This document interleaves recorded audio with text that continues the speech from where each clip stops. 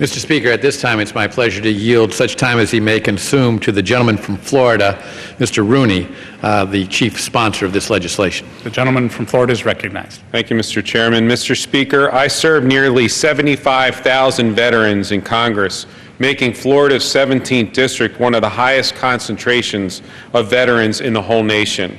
From helping veterans solve problems and process claims with the VA to working to fund veterans benefits programs at levels deserving of their sacrifice, my duties to these 75,000 veterans is something that I take very seriously. But my constituents are quick to let me know that I still have a lot more work to do to fix the system. One particularly disturbing problem was brought to my attention by a number of veteran services organizations in my district. Last year, I started to hear stories about individuals advertising themselves to veterans in my districts, claiming that for a hefty fee, which is illegal, they could expedite veterans' claims with the Department of Veterans Affairs. The problem with that is they can't expedite these claims.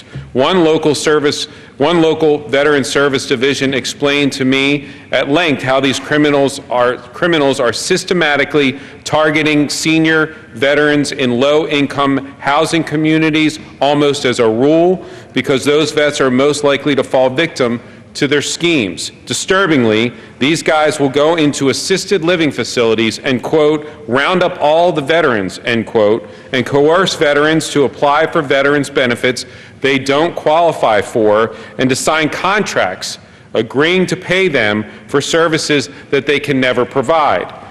We all know that the claims process at the VA is far too slow, and it takes far too long. My office works with veterans on a daily basis, as do the other members here, to try to assist them with their claims and expedite the process when possible.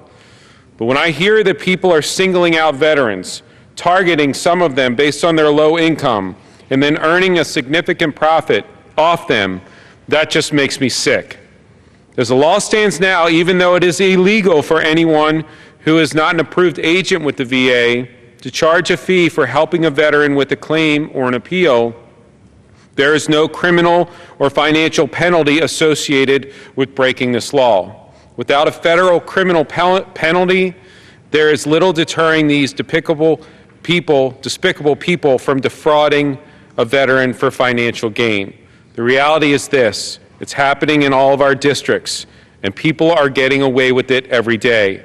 I refuse to let this continue unabated in my own backyard and in this country, especially not to our veterans, for whom I have so much respect, as do we all.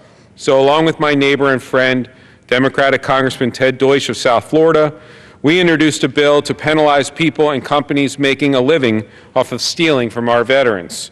Our bill would give law enforcement and prosecutors the tools to penalize predators that are blatantly engaging in a scheme to defraud veterans or their families of his or her benefits by imposing a fine, imprisonment of up to 5 years, or both. These criminals have to pay the price for their appalling actions. It's our duty in Congress to ensure that our nation's heroes are protected under every circumstance and aspect of the law, and I'm proud that this bipartisan bill is on the floor today. So I urge my colleagues to join me, Congressman Deutsch, the chairman, the ranking member of the Judiciary Committee, in support of this bill. Each and every one of us owes our nation's veterans the utmost respect.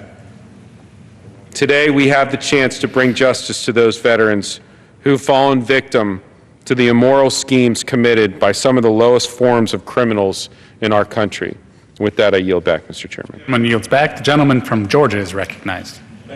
Speaker, it warms my heart today